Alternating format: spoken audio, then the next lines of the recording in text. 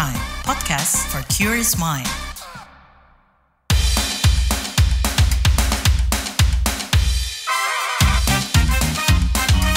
Kamu lagi dengerin podcast What's Trending. Kamu mendengarkan What's Trending edisi khusus yang hadir setiap Jumat. Saya Lea Baneza, obrolan kita hari ini, perkara pilkada. Selasa lalu Mahkamah Konstitusi MK mengabulkan sebagian uji materi Undang-Undang Pilkada yang diajukan Partai Buruh dan Partai Gelora. Dalam putusannya kemarin, MK memperbolehkan partai politik yang tidak memiliki kursi di DPRD mengajukan bakal calon kepala daerah di pilkada. MK menilai pasal 40 ayat 3 Undang-Undang Pilkada inkonstitusional. Pasal itu mengharuskan gabungan partai politik memiliki minimal 25% kursi di DPRD untuk bisa mengajukan bakal calon kepala daerah. Pengamat pemilu dari Universitas Indonesia Titi Anggraini melalui media sosial X mencuit bahwa putusan MK tersebut membuka peluang PDI Perjuangan mengusung sendiri calonnya di Pilkada Jakarta. Menurutnya, untuk mengusung calon di Pilkada 2024, partai politik cukup memperoleh suara sebesar 7,5% di pemilu DPRD terakhir untuk bisa mengusung paslon di Pilkada Jakarta. Namun, esok harinya, Badan Legislasi DPR RI menyepakati perubahan syarat ambang batas pencalonan kepala daerah di Pilkada dari jalur partai hanya berlaku bagi partai yang tidak punya kursi di DPRD. Tim ahli Badan Legislasi DPR Widodo menyebut keputusan itu tercantum dalam daftar inventaris masalah atau DIM pasal 40 Undang-Undang Pilkada. Panitia Kerja DPR menyepakati usulan itu. Namun, atas kesepakatan itu PDIP menolak. Fraksi PDIP menolak draft RUU Pilkada yang disepakati pemerintah dan DPR di rapat balik itu. Anggota balik DPR dari fraksi PDIP, TB Hasanuddin beralasan draft RUU Pilkada itu bertentangan dengan putusan MK terkait ambang batas pencalonan oleh parpol di Pilkada. Menteri Dalam Negeri Tito Karnavian sempat mendorong DPR menyesuaikan revisi Undang-Undang Pilkada dengan putusan MK. Sementara itu, Menteri Hukum dan HAM Supratman Andi Aktas manut keputusan balik. Nah, lebih lanjut kita obrolkan bareng News Editor KBR Wahyu Setiawan usai jeda. Lu nyari apa sih? Sibuk amat dari tadi. Duit gue nih hilang, padahal udah dimasukin dompet. Ada tuyul kali ya? Hus, jangan asal lo ya. Bukannya tadi lo jajan kopi, ikut PO seblak, sama nitip gorengan ya? Hah? Masa? Kok bisa gak sadar ya? Bocor alus tuh, lo kudu disiplin keuangan makanya. Dengerin deh Uang Bicara, podcast dari KBR Prime yang ngebahas soal ekonomi dan literasi keuangan. Cocok banget buat anak muda kayak kita. Nah, sama nih kayak dengan self-reward. Lo dengerin di mana? Di kbrprime.id. Oke deh, gue dengerin. Tapi jajan kopi sore ini gue pinjem lo dulu ya. Astaga. Uang Bicara, menavigasi kamu supaya tetap cuan dari KBR Prime. Kita balik lagi di What's Trending edisi khusus setiap Jumat, topik kita kali ini perkara pilkada. Nah, kita udah bersama News Editor KBR nih, Wahyu Setiawan. Halo Wahyu. Halo Lea. Nah Wahyu, di tanggal 27 sampai 29 Agustus ini tahapan pilkada itu kan udah masuk pendaftaran gitu ya. KPU mesti segera menyusun PKPU dan ini mau mengacu yang mana nih? Ada pernyataan gak sih dari KPU? Iya, sepertinya KPU belum mau bersikap ya Lea. Ketua KPU Muhammad Afifuddin dalam beberapa kesempatan menolak berkomentar soal putusan balik DPR RI yang Selasa lalu menyepakati revisi Undang-Undang Pilkada. Nggak ada komentar kalau itu. Yang dari balik DPR ada komentar, saya juga belum ikuti kan tadi ikut acara itu. Ketua KPU Muhammad Afifuddin beralasan dia tidak mau mengomentari itu karena bukan ranah dia. Nah, sementara itu, Presiden Jokowi ini mengomentari nih ya, soal putusan balik yang menganulir keputusan Mahkamah Konstitusi terkait syarat pencalonan kepala daerah. Jadi Jokowi ini mengatakan, sebagai warga negara Indonesia, seharusnya menghormati keputusan dari Balik dan MK. Jadi menurutnya langkah balik DPR RI yang menganulir putusan MK adalah proses konstitusional nih yang biasa terjadi di lembaga negara Indonesia. Kita hormati kewenangan dan keputusan dari masing-masing lembaga negara. Itu proses konstitusional yang biasa terjadi di lembaga-lembaga negara yang kita miliki. Nah, Wahyu, kalau terkait persoalan ini ada nggak sih pandangan dari ahli hukum nih, kayak gimana sih? Sebagian pakar hukum tata negara menentang ya, Lea, dan mengkritik keras sikap dari Badan Legislasi DPR. Jadi beberapa pakar hukum menilai revisi Undang-Undang Pilkada yang kemarin disepakati oleh Balik dan pemerintah ini merupakan, mereka menyebutnya intrik politik untuk mempertahankan dominasi mayoritas parpol di pilkada. Karena kan beberapa sudah membentuk koalisi tuh di beberapa daerah ya. Nah, pada draft RUU yang kemarin disepakati oleh Balik itu, DPR dan pemerintah menyepakati perubahan syarat ambang batas dukungan partai politik untuk mencalonkan kepala daerah di pilkada. Jadi pada draft RUU pilkada yang kemarin disepakati oleh Balik, DPR sama pemerintah ini menyepakati nih perubahan syarat ambang batas dukungan partai politik di pilkada. Jadi syarat pencalonan di pilkada dari jalur partai itu hanya berlaku bagi partai yang nggak punya kursi di DPRD lah ya. Sedangkan partai yang punya kursi ya tetap harus mengikuti aturan lama ya, ada minimal perolehan kursi di DPRD. Nah, pakar hukum tata negara Charles Simabura mengatakan semestinya DPR dan pemerintah ini mematuhi nih keputusan MK soal ambang batas dan batas usia calon kepala daerah. Ya, ini betul-betul murni intrik politik yang dilakukan oleh DPR dalam rangka untuk tetap mempertahankan dominasi mereka di dalam proses pencalonan di pilkada. Jadi kita nggak bisa memberikan ini sebagai sebuah analisa dalam perspektif hukum itu ya, karena memang kemudian ini sungguh-sungguh ini merupakan wujud permufakatan jahat untuk dalam rangka menjegal partai politik tertentu untuk bisa ikut mencalonkan. Saya nggak tahu kenapa kemudian DPR sampai sebrutal itu ya dalam melakukan ini. Padahal jika kita lihat kan putusan Mahkamah Konstitusi itu cukup memberikan ruang yang sangat-sangat demokratis ya bagi partai politik sebagai sesama peserta pemilu untuk bisa ikut mencalonkan atau berkontestasi dalam pilkada. Jadi modus untuk saling mengunci ataupun coba menggagalkan partai tertentu dalam proses pilkada ini saya pikir ini dilakukan secara terang-benderang dan manuvernya sangat jahat ya menurut saya secara ketatanegaraan melihatnya. Karena nggak ada legitimasi hukum yang mungkin bisa kita jadikan dasar bahwa perbuatan itu benar begitu. Charles menyebut jika DPR dan pemerintah ngotot nih ya atau tidak mengikuti putusan MK, konsekuensi politiknya ke depan ini bisa jadi ada boikot di pilkada loh ya. Konsekuensi politiknya kalau tetap dipaksakan, kita menyerukan untuk memboikot pemilu ya, bukan pilkada ini supaya tidak diikuti oleh seluruh warga negara. Kenapa?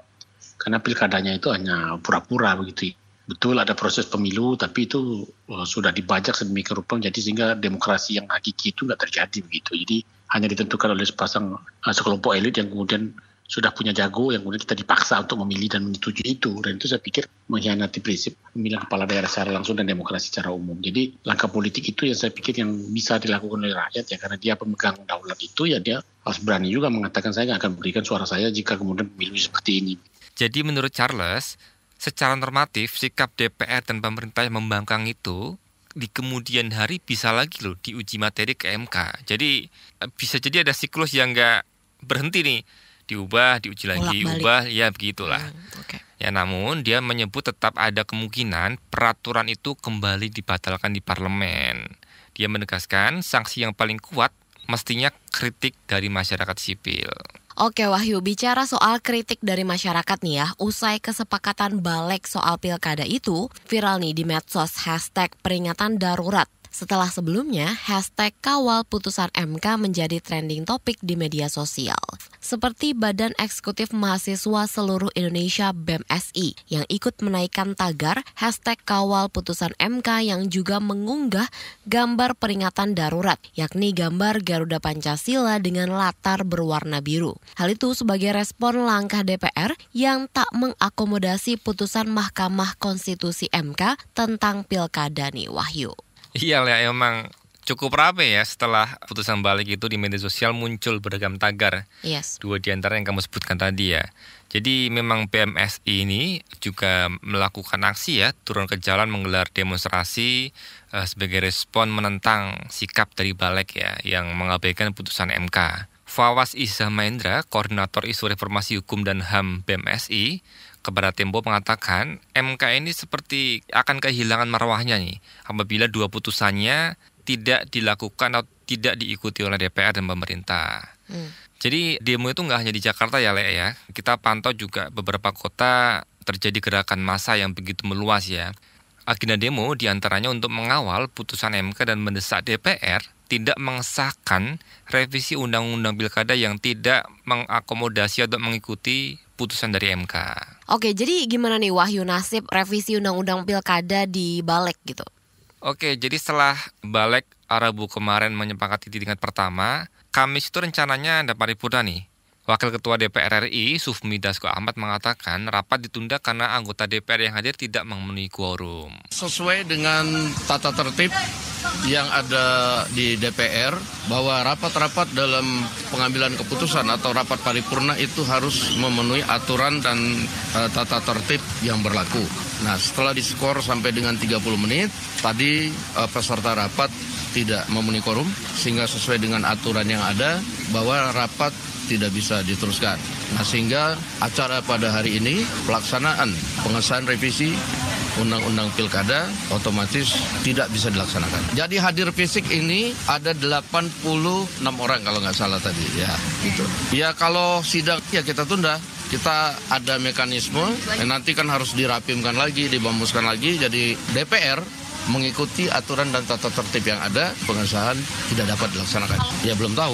Ya kita akan lihat mekanisme juga yang berlaku, apakah nanti mau diadakan rapim dan bamus, karena itu ada aturannya, saya belum bisa jawab. Kita akan lihat lagi ya dalam beberapa saat. Ya nanti kita akan lihat perkembangannya ya. Kita akan dapatkan dan kita DPR itu adalah lembaga perwakilan dari rakyat dan tentunya juga akan melihat aspirasi dari rakyat. Demikian. Oke, kita lanjut obrolan hari ini yang makin manas nih, tapi jangan kemana-mana, kita akan kembali usai jeda. Bagaimana kamu melihat cinta? Seberapa jauh eksplorasimu soal cinta? Nikah, pacaran, cinta aja nggak cukup gitu. Tapi kalau saya bilang, cinta aja tuh cukup. Makna cinta, Cile, aduh. Pokoknya ketika bilang cinta itu gue cuma tahu kalau you fall in love with the person and the complete package of a person ya. Cinta itu bisa menyenangkan, tapi cinta itu kadang rumit. Tiap orang punya ragam cerita cintanya. Love Buzz membebaskan kamu mendefinisikan dan mengalaminya. Ekspektasi itu ada kayak banting-banting meja, banting-banting piring gitu. Tapi gue ngerasa if I feel it, I need to say it. Dengarkan Love Buzz di kbrprime.id. Tersedia juga di platform mendengarkan podcast lainnya.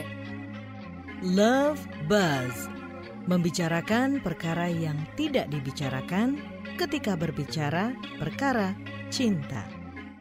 Balik lagi di What's Trending edisi khusus setiap Jumat. Topik kita kali ini perkara pilkada. Masih bareng News Editor Wahyu Setiawan. Wahyu, kita tahu nih ya sekuat apa keputusan MK. Tapi ada nggak sih konsekuensi hukum jika tidak dipatuhi? Ada lah ya, jadi Hakim MK Saldi Isra saat sidang pembacaan putusan Selasa lalu itu sempat mengingatkan kepada pembentuk undang-undang yaitu DPR dan pemerintah untuk mengikuti putusan MK. Jadi putusan MK itu adalah jadi satu antara pertimbangan hukum dan amar putusan. Jadi dia mengingatkan akan ada konsekuensi hukum jika DPR dan pemerintah tidak mematuhi putusan itu.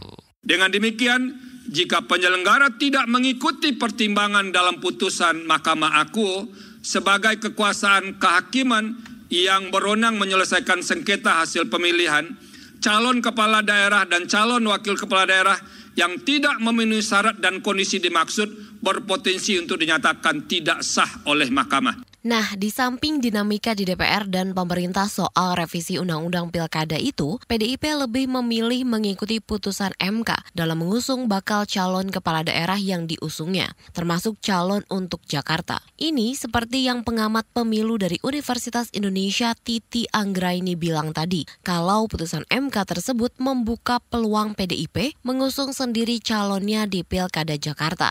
Tagar tolak pilkada akal-akalan juga sempat viral kemarin saat aksi massa. Meski dinamika terkait pilkada ini masih terus bergulir, tapi bagaimanapun nasib pilkada, siapapun yang nanti dicalonkan, pemilih bisa bersikap seperti apa nih Wahyu? Nah, untuk menjawab itu, kemarin KBR sudah mewawancarai John Iyas Ganesha Simamura. Dia adalah founder dari Voice of Democracy Indonesia atau vodem.id. Jadi, intinya masyarakat itu harus melek dinamika politik dan demokrasi di Indonesia ya. Karena apa yang dipilih itu akan menentukan nasib 5 tahun yang akan datang. Kita bukan mau memilih untuk beberapa hari ataupun beberapa bulan nih. Kepala daerah yang kita pilih ini untuk 5 tahun, dan itu untuk semua aspek kehidupan kita itu tuh bergantung kepada pemimpin kita yang akan kita pilih nih di 27 November 2024. Jadi tidak bisa nih kita hanya memilih itu dengan mengajak pilih itu tuh seperti kita memilih makanan. Misalnya aku mau makan apa ya nanti sore ataupun nanti malam, nanti misalnya aku mau makan mie ayam, mungkin mie ayam karena dia rasanya enak. Tapi kita tidak bisa memilih dengan konteksnya seperti membeli gorengan atau membeli makanan. Karena kita ini adalah memilih segala aspek kehidupan kita untuk 5 tahun ke depan. Jadi kita harus sangat bijak dan harus sangat objektif untuk melihat itu. Karena masyarakat ini diberikan hak dari negara bahwa kita dapat memilih nih di kepala daerah. Kita bersama harus melihat itu, bahwa kita harus melihat semuanya itu dari berbagai aspek. Mungkin aspek yang memang menurut saya yang paling penting itu adalah kepala daerah kita, karena kepala daerah yang akan menentukan baik itu kebijakan sekolah kita, kebijakan lingkungan kita, kebijakan makan dan minum yang akan kita dapatkan setiap hari, kebijakan jalan yang fasilitas negara pun itu akan berpengaruh dengan kepala daerah kita. Dan kalau menurut John, putusan MK kemarin sebetulnya bisa menciptakan pemilu yang lebih demokratis. Putusan MK ini memberikan terobosan luar biasa untuk menciptakan pemilu yang demokratis dalam berbagai aspek kehidupan dan meminimalkan kemungkinan calon yang berkontestasi pada pilkada yang menghadapi kota kosong. Pilkada yang kita harapkan pun pasti akan akuntabel dan demokratis. Saya berharap bahwa putusan MK ketika sudah dilaksanakan dan sudah diatur dalam PKPU nanti, itu bisa memberikan ruang-ruang bagi masyarakat, terlebih yang saya selalu suarakan bagi anak muda untuk memberikan suaranya atau mengambil peran untuk mencari siapa sih yang cocok, siapa sih yang menjadi kepala daerah yang berintegritas, yang memberikan kesejahteraan, yang selalu mengutamakan rakyat. Nah, itu yang selalu saya usahakan, bahwa anak muda harus selalu mengambil peran dan harus bersuara untuk kesejahteraan bersama. Nah, Wahyu, John ini ada pendapat nggak sih soal dinamika yang terjadi nih jelang pendaftaran calon peserta pilkada ini? Ya, seharusnya partai politik lebih menjunjung tinggi ya kepentingan rakyat, dan demokrasi tertinggi itu adalah suara rakyat. Selengkapnya inilah pernyataan dari John. Karena memang pada dasarnya menurut saya demokrasi itu yang tertinggi itu adalah rakyat.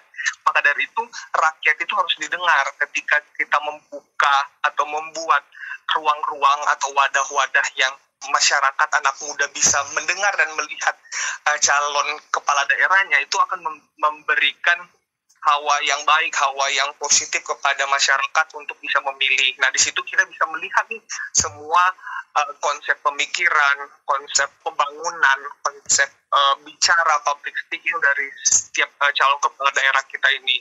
Nah, menurut aku kita juga sebagai anak muda itu penting sekali untuk selalu saya suarakan bahwa anak muda itu penting sekali untuk selalu check and recheck, perlu juga harus riset sebelum sharing ke banyak orang. Nah, itu perlu kita cari. Kita harus lebih banyak membaca, kita harus lebih banyak meriset calon-calon kepala daerah kita, karena semua aspek kehidupan kita itu ditentukan oleh mereka, wakil kita yaitu kepala daerah kita. Nah, itu saya selalu sampaikan bahwa kita harus sama-sama mengambil peran dan harus sama-sama riset untuk pembangunan Indonesia yang lebih baik dan pembangunan daerah kita lah, mungkin lingkup terkecil daerah kita, untuk bisa kita sama-sama sejahtera, kita bisa sama-sama aman, tentram, dan damai, begitu.